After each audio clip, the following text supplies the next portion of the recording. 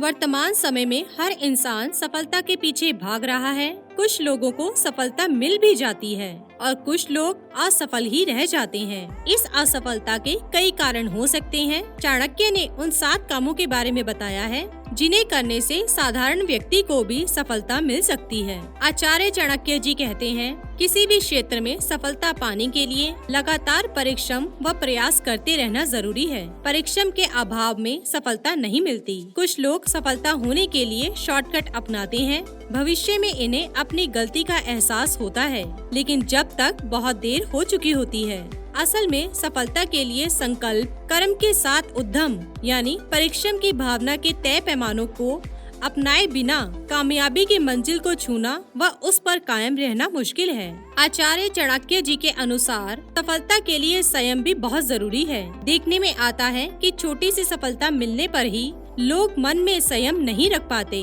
और बड़ी बड़ी बातें करने लगते हैं। उस उतावलेपन में वह अपना ही नुकसान कर बैठते हैं। इसीलिए यदि आप सफलता पाना चाहते हैं तो मन पर संयम रखना जरूरी है। आगे आचार्य चाणक्य जी कहते हैं, सफलता के लिए दक्षता यानी किसी भी काम में कुशलता होना बहुत जरूरी है। कुछ लोग जल्दी सफलता पाने के लिए दक्षता के बिना ही प्रयास शुरू कर देते हैं। परिणाम स्वरूप सफलता मिलना तो दूर, वह लक्ष्य तक पहुंच ही नहीं पाते। अतः सफलता पाने के लिए किसी भी कार्य या कला में महारत होना बहुत ही जरूरी है। दोस्तों, सफलता पाने की जिद में हम ये भूल जाते हैं कि हमें किन बातों को नजरअंदाज करना है। यही सावधानी है। यदि हम सफलता पाने के मार्ग में सावधानियों को देखेंगे तो आगे जाकर यही गलतियां हमारे रास्ते का कांटा बन सकती हैं। अतः सफलता के मार्ग पर चलते हुए सावधानियों को भी ध्यान रखना चाहिए। दोस्तों, चाणक्य जी के अनुसार सफलता पाने के लिए मन में धैर्य भी होना जरूरी है। जल्दबाजी में की गई आपकी एक छोटी सी गलती आपका सपना तोड़ सकती है। तमाम कोशिशों के बाद भी मनचाहे परिणाम न मिलने या अपेक्षा पूरा न होने पर लक्ष्य से न भटकें, न उसे छोड़ने का विचार करें, बल्कि मजबूत संकल्प और दुगनी मेहनत के साथ उसे पाने में जुट जाएं।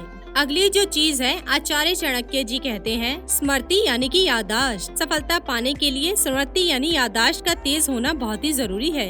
ये गुण भी सभी लोगों में नहीं होता।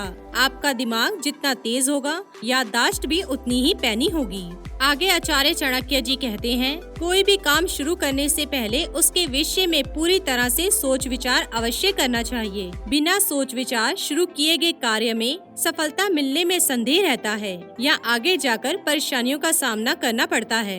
आगे आचार्य चाणक्य जी अपनी एक नीति में कहते हैं, श्रवण करने से धर्म का ज्ञान होता है, द्वेष दूर होता है, ज्ञान की प्राप्ति होती है और माया की आसक्ति से मुक्ति होती है। चाणक्य जी कहते हैं, पक्षियों में कौवा नीच है, पशुओं में कुत्ता नीच है। जो तपस्वी पाप करता है वो घिनौना है, लेकिन जो दूसरों की निंदा करता है वह सबसे बड़ा चांडाल है। राजा, ब्राह्मण और तपस्वी योगी जब दूसरे देश जाते हैं तो आदर पाते हैं, लेकिन औरत यदि भटक जाती है तो बर्बाद हो जाती है। दोस्तों, धनवान व्यक्ति के कई मित्र होते हैं, उसके कई संबंधी भी होते हैं। धनवान को ही आदमी कहा जाता है और पैसे वाले को ही पंडित कहकर नवाजा जाता है। सर्वशक्तिमान की इच्छा से ही बुद्धि काम करती है, वही कर्मों को नियंत्रित करता है। उसी की इच्छा से आसपास के मदद करने वाले आ जाते हैं। दोस्तों, काल ही सभी जीवों को निपुणता प्रदान करता है, वही सभी जीवों का सहार भी है। वह जागता रहता है जब सब सो जाते हैं। काल को कोई जीत नहीं सकता।